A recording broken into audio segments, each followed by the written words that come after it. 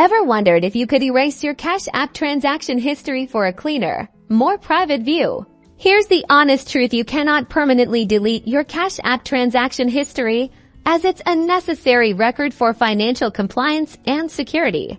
However, for those seeking better privacy within the app, there are ways to manage and tidy up your transaction view. First, understand that Cash App aims for transparency and security, making permanent deletion of records impossible, much like a bank statement.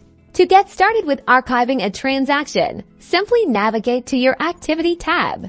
Next, select the specific transaction you wish to hide or archive. Look for a tiny 3-dot menu or an options icon associated with that transaction.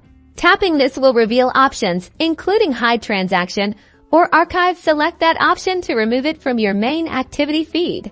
For some users, enabling certain privacy settings within the app can help manage what is readily visible, though this doesn't delete anything.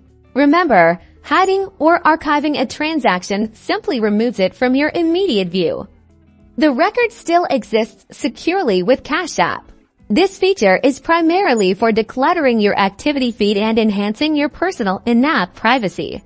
So while a permanent delete isn't an option, you can definitely take steps to keep your Cash App history organized and private to your immediate view.